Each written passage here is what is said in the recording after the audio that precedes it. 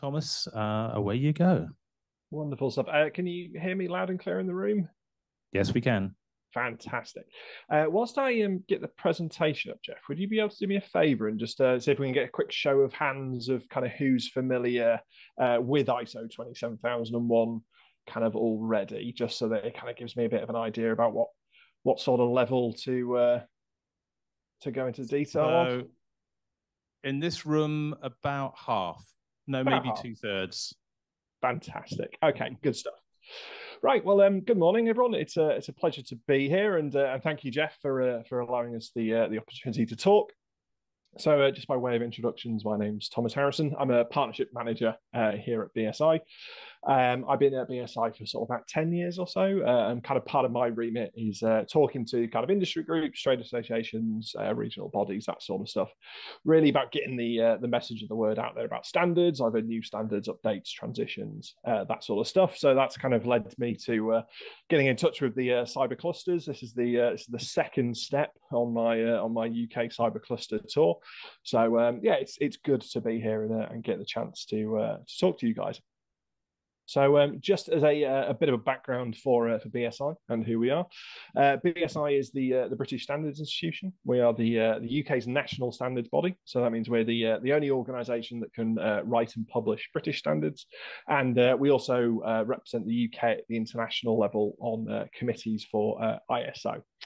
And when I say that we write the standards, it's not technically true. So we don't actually decide the content of what goes into standards. Our area of expertise is getting organizations all from different sectors, different industries, to get around a table and discuss a particular topic and the solutions for solving it.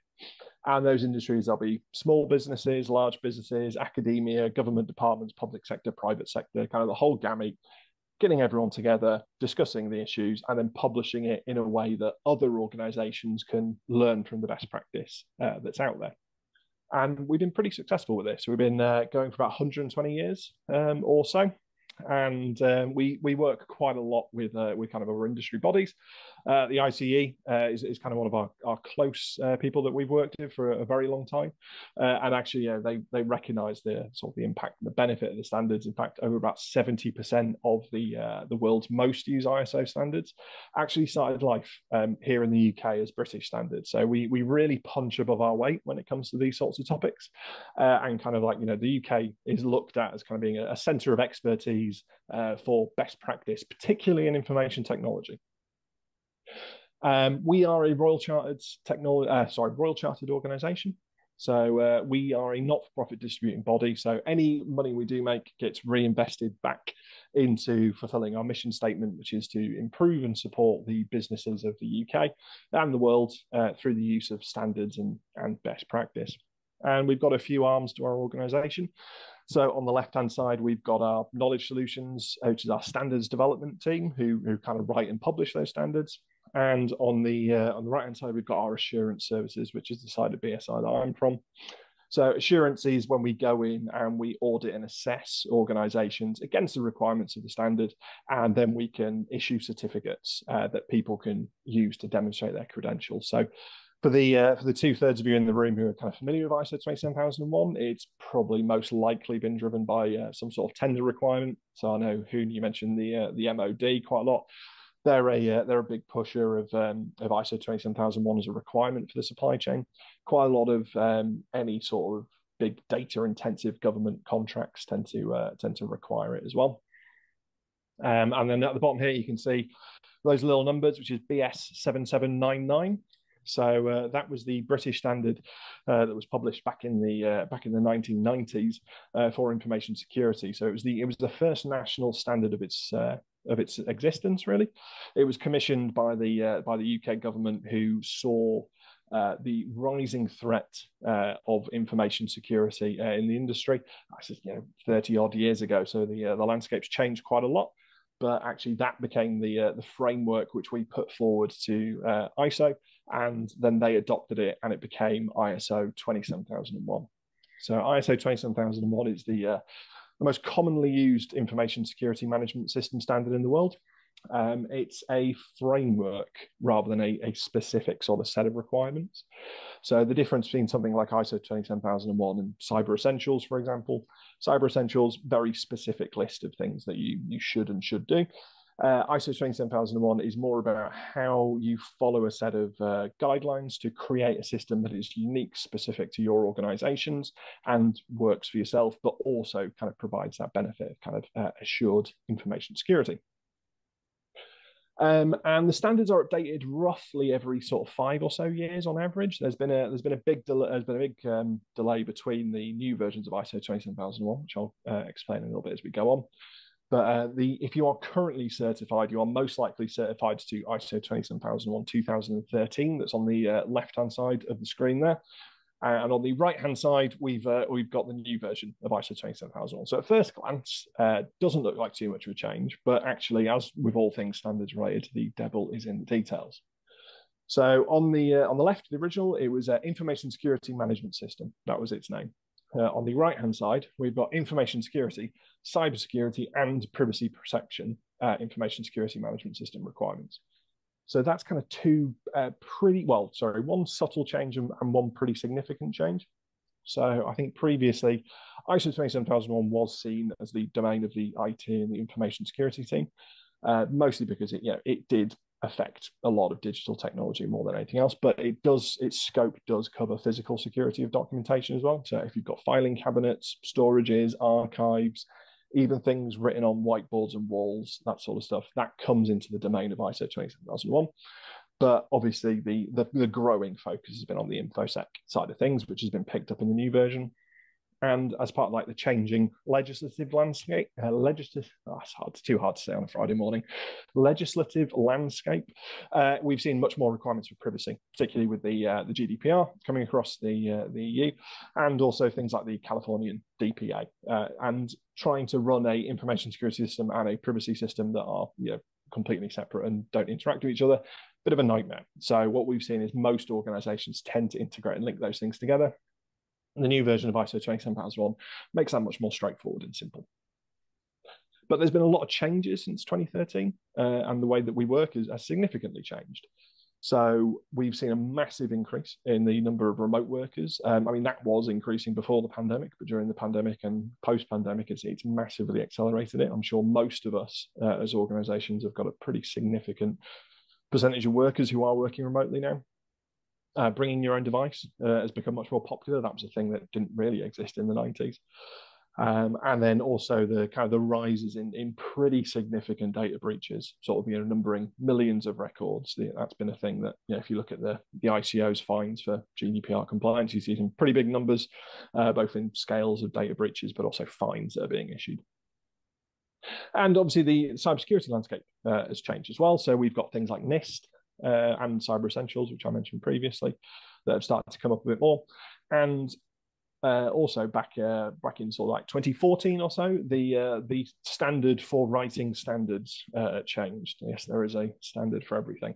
So the new version of ISO 27001 has been kind of brought into this new structure and new format, which means actually it's much more easy to integrate with other standards you might have in your business, like ISO 9001, for example. So the actual changes to the standard and what has changed. So there's been 3 key changes that are in the main body of the document, in the main clauses. There's been a pretty significant set of changes that have taken place in the Annex A of the document. So there's a supporting standard for ISO 27001 called ISO 27002 that also underwent a transition at the same time. That's had some pretty big changes. There's a couple of editorial tweaks just for new changes to terminology and wording, that sort of stuff in the that sort of change in the industry, and just a few other tweaks and bits and pieces. But let's go into some of the detail of what has changed. So these are the first 5 clauses you'll see in the standard. The one that's in red there, ISMS, Information Security Management System, that's had one of the sort of the bigger changes. It looks like a subtle change, but depending on kind of how you've sort of created your existing system, it might actually be the one area that kind of requires a pretty significant piece of work. In clause 6 for planning, we've now got a section devoted to planning of changes. So any sort of changes to information security now need a process for planning rollout. Again, this isn't, the standard's not really asking you to do anything radical or crazy. a good plan for rolling out changes. It's not a terrible idea. In Clause 8, we've got a section for planning and control, and outside of the main body of the standard in Annex A, we've had some pretty significant changes to the reference controls, which is actually where most of the changes to the new version of the standard have impacted. So let's look at the first change in the first major clause, which is in Clause 4 for the ISMS. So the bit in red there was, so the organization shall establish and implement, maintain and continually improve an information security management system, including the processes needed and their interactions. So this change is led to information security management systems requiring a much more of a process-based approach. So if you're familiar with things like ISO 9001 for quality, ISO 14001 for environmental, you've probably already seen this stuff before. These standards got updated back in 2015 to include this sort of process approach. This new version brings ISO 27001 in line with them.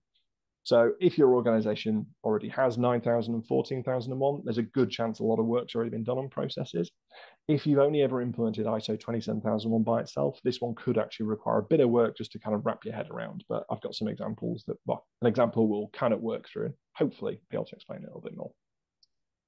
So this looks complicated, but it's pretty simple, kind of, well, it's pretty basic standard sort of layout, but I'll kind of run through a bit of an example just to kind of give you an idea of what a process might actually look like. So at the top there, we've got our intended outcomes. So let's say it's patch management. So we want to roll out patches to all of our organization. So the first thing that we need to take a look at is what's the context of our organization. So if we say, right, we've got a new update for Windows and we're going to roll it out across 100% of our users. If the context of your organization is actually, 50% of your machines are based in an office, 50% of them are remote, and actually 50% of all the machines you use are Apple Macs, that really does change what you should be looking at with your system, because it means you're going to have, 50% it's not going to be applicable. You're probably going to have to look at different methods of rolling out for the stuff that you've got, physical access to versus remote access. Planning, mentioned it before, actually coming out with a plan for how you're going to be rolling these things out. It's never a bad idea. Operation, that's looking at, okay, how do we actually do this? How do we make these patches available? How do we make it so that people can actually download them and they're aware that they're there? And for evaluation, okay, any good part of the plan should be setting targets. So during an evaluation stage, how did we do? Did we get everyone to install their patches when the time frame that we were looking for? Did we actually find specific types of users took longer? Specific types of users were much quicker? And then in the improvement section, we've got, well, what can we do better? Let's look at those results that we had, compare it against our plan, and what can we do to improve things? And then feeding into those, all that kind of chain on either side is the requirements of leadership and support. So leadership is the senior people within the organization. Were they sort of lending their weight to this process, or were they actually potentially even detracting from it? That's the sort of thing that ISO 27001 asks you to take into consideration. And the support side of things can be multiple. It can be people, processes, and technology. So, do you have the resources needed to roll this out? Do you have the technological capability to roll this out? Was there a financial investment? Was there a time investment? That sort of thing. So that's kind of what this new process-based approach is asking you to do for the controls that you need to have in place within your organization. Mentioned it previously as well. I'm kind of conscious of time. ISO 27001, something that you could talk about for days and weeks rather than just 20 minutes. But I'll make sure Jeff's got a copy of the slides and you guys can see some of the changes. But the new clause requirement, making sure you've got a process in place for planning of changes. Right, so that you may have all thought, well, that sounds very good from a process perspective, but it doesn't sound very information security-y if you're not familiar with ISO 27001, and that's because the actual information security requirements are kept really within Annex A, which is the bit at the end that lists out all the different security controls you can put in place, and you get to choose which are most applicable to your organization and which you're going to be implementing. And the structure of those controls has had a pretty radical change. So previously in ISO 27001 2013, it was 114 controls spread across 14 different groups. It's now 93 controls spread across 4 groups. And those 4 groups have been streamlined down to organization, people, physical, and technological. There have been 11 new controls added in. but there's also been 24 merged. So whilst it sounds like the total number of controls has decreased, actually we're looking at 11 new controls. We've maintained all the existing 114. It's just now they might be merged with different controls that were sort of very similar, very aligned. And we've got 58 that haven't really changed at all. So if we look at things like the controls that have maintained first, because that's like a quick and easy topic to take a look at, this is a bit of a list of just some of the ones that have been maintained from people. In the bold text there, you can sort of see remote working. So that's one of the controls that, whilst it's been maintained, it's had a bit of a tweak to its terminology. So back in the old version, it was referred to, I think, as teleworking, which I have never heard anyone refer to it as outside of the standard. It's now using the much more kind of common vocabulary of remote working, which, again, I mentioned is pretty much something we're all having to deal with much more. If we look at the physical controls that have been maintained, there's been some extra increases into the definition of kind of what's contained under some of those controls. So again, in the bold, we see security of assets off premises. So obviously that does allude to things like the cloud, but actually also in the new version of the standard, what's specifically picking up on is a lot of BYOD. Whether you implement a BYOD policy or whether you just don't allow them access to, you can choose whether or not you're going to use this control, but it provides a bit more of the guidance of how to use it. Merged controls, I'm not going to go through this full list. Don't worry, it's pretty incomprehensible if you don't have a copy of the standard. But what you can see here are some of the clauses that have been kind of brought together and unified. So most cases, it's a couple of clauses that have been they're so close that they've been linked together. But actually, what you can see in a few examples is where we've got 4 clauses that have been pulled together just to streamline the requirements, make it a bit less onerous from an administrative perspective of actually managing an ISO 27001 system. So I'll look at some of an example of the merge controls. So this is kind of a really straightforward one. So in the old version of ISO 27001, actually in both versions, you have a requirement for having a policy in place for information security. The old statement for the old controls for ISO 27001 said you needed to have a policy, and you also needed to have a policy for making sure the process for making sure the policy was reviewed and updated fairly regularly. Obviously, you'd struggle to have, no one implemented one of these controls. Everyone implemented both of them. A good policy is updated, it's reviewed based on incidents that have happened in the company, changes that have happened to the company, near misses, successes, that sort of thing. So what the new version of the standard has done is said, look, it's best practice to do both of these things. So what it's done is it's created a new control that actually pretty much contains all those requirements. So one control to deal with rather than 2. We've seen some more complex changes. So this is looking at things like asset control and user access. So what you might find is actually because the controls have been merged, sometimes you do lose a little bit of that detail. So for example, in the old version of it, it made it pretty clear that asset owners were the ones who were supposed to specify how people's user access should be controlled. It's still obviously heavily implied within the new version, but it's just sort of something to take into consideration. Obviously, when we do these mergers, you do occasionally lose a bit of detail, but it's still best practice, obviously, for asset owners to be looking at the controls for these sorts of things. Okay, so let's get to the new and exciting stuff, which is the 11 new controls that have been brought in place. And what we can sort of see here is a bit of a reaction to the changes we've seen in industry. So usually when standards are updated, it's because there's a better way of doing things. So a better way of doing quality management, a better way of managing health and safety, that sort of stuff. But for ISO 27001 and information security, most of the changes are actually based around the evolving threat landscape. So different things that we're seeing that we kind of hadn't seen or predicted when we did the last version of ISO 27001 back in 2013.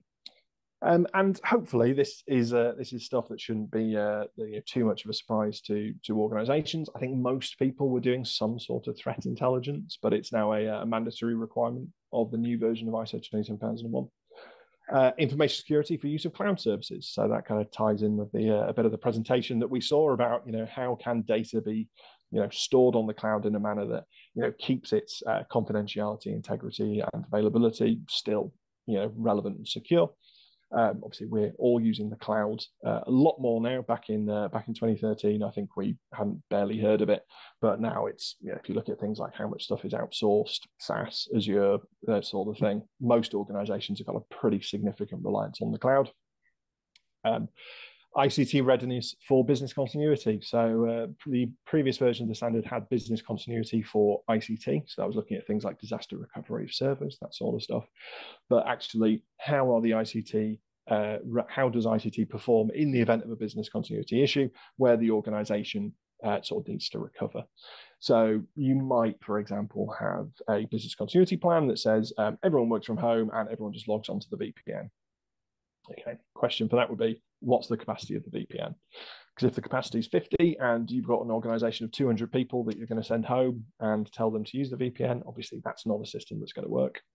Doesn't necessarily mean you need to always be paying for a 200 user licensed VPN. You could just have a process in place for, in events of emergencies, you've got the ability to increase its capacity pretty quick, pretty soon. Physical security monitoring is pretty much the only new physical requirement that's been added into the standard. And then when we start looking at things like information deleting, data masking, data leakage, that's the privacy aspects that have been put into the new version of the standard. And then we've got things like monitoring activities, web filtering, secure coding. If you don't do any coding, remember the controls are things that you select that are applicable to your business. So if you don't do any coding, it's not something you worry about. If you do coding, then there's some extra guidance there to help you with kind of how you maintain security in that space. So let's just look at one of the new clauses in a little bit of detail. So this is the threat intelligence, which was the new control that had been added in. So information relating to information security threats should be collected and analyzed to produce threat intelligence. So the way that ISO 27001 works, the annex has got the controls in them, and they provide a little bit of detail. So what you can see on screen here. ISO 27002 is where it's got those same list of controls, but it actually goes into much more detail. So if you're looking for a bit more guidance on how to implement this, so maybe, for example, if threat intelligence, web data masking is new to you as an organization, ISO 27002 is there as a tool that you can use, and it provides you a bit more detail that you can kind of go through and look at it. So I'm just looking at time. I'm a little bit short of time, so I will flick through these a little bit quicker. So what it does with data, the threat intelligence, it asks you to sort of look at it in 3 different layers. So you've obviously got your strategic stuff, might be, I don't know, we've got, there's more activity from Russian state actors as a result of the war in Ukraine. Maybe it's relevant to us as an organization, depending on what we do. Operational stuff might be, okay, we're seeing an increased, level of ransomware attacks, social phishing, that sort of stuff in our industry. Let's make sure we've got those sort of things in place. And tactical might be, we've seen an example of a failed attack that someone's tried to use on our organization. We may have survived it, but let's make sure that we put stuff in place to prevent that from happening. So when it comes to certification for the new version of the standard, if you haven't transitioned already, don't worry too much. There's a transition period. So the new standard was published in October 24 of October 2022. So nearly a year ago, back last year. We started assessing against the new version of the standard in November last year. We gained our accreditation, which is essentially our authority to issue certificates against the new version of the standard a few months ago. So we have got a UCAS accreditation. So that's the main one that sort of get asks for if you're looking at public tenders and that sort of stuff within the UK. And we do also have ANAB, which is the North American and kind of more globally recognized accreditation we can issue for both. There are training courses for both versions of the standard available. As far as deadlines go, for when you need to transition, so there's 2 kind of key dates really. The one you might have seen kicking around is October 2025, which is the official deadline for when all certificates need to transition. So after October, there will be no ISO 27001 2013 certificates in existence. They will all be withdrawn. Hopefully, because everyone's moved over to the new version of the standard. But if you haven't, you do run the risk of losing your certification status. However, with the way that ISO 27001 is structured, if it's a 3-year certificate, and after April 2024, there will be no audits done against the 2013 version of the standard. So if your certificate is due for renewal in May 2024, actually, that's going to be your transition deadline. So if you are certified, find out when your certificate is actually due for expiry. because there's a good chance if you've been working to the October 2025 deadline, your deadline might actually be earlier than that.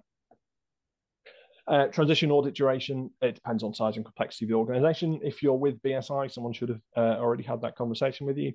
If you're with a different certification body, try and get in touch with them and find it out. If they're not responding to you, obviously we'll be happy to have a chat. So as far as the process for transition and what it is you can do. The new standards are both available now. So please do get yourself a copy and try and find out what the changes are going to be for your organization. We've got training courses and collateral and stuff on our website. There's going to be a link at the end of the presentation I'll share with you guys for all the free stuff. Second step is do a bit of a gap assessment. So look at the new changes that the standard is requiring you to do and just sort of see what might already be in place within your organization. I mentioned before, most people are doing some sort of threat assessment. So it might just be a case of documenting it, putting it in your ISMS procedures if it's not already in there. Implementing the changes, so reviewing those new controls. SOA is your statement of applicability. So that's the list of controls that you've decided are the most relevant to your organization. Make that list. What you sometimes do is you will have a statement of applicability for the 2013 version.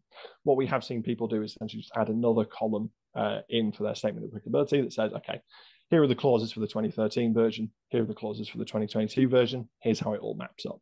The new version of the standard doesn't ask you to do anything that would contradict the old version of the standard. It's kind of moving it forward. So you can do a phased implementation of the changes. And then step 4 is, if you haven't done so already, get your transition audits scheduled in so that you can undergo the transition in a hopefully nice and smooth manner. That page there will be a link in the slide. That's where we've kind of put our digital toolkit. So it's got gap analysis tools. It's got links to everything you need. There's a few webinars we've done with some of our technical experts who are much more eloquent at speaking about this topic than I am. But that's all freely available information. So I'd employ you to please check it out. And if you've got any questions at all, just get in touch. I'm on LinkedIn. Feel free to I'll drop a message in the chat, email to Jeff, and I'm happy to pick anything up from there. I think that should be the end. So yes. Thank you, Thomas. Brilliant.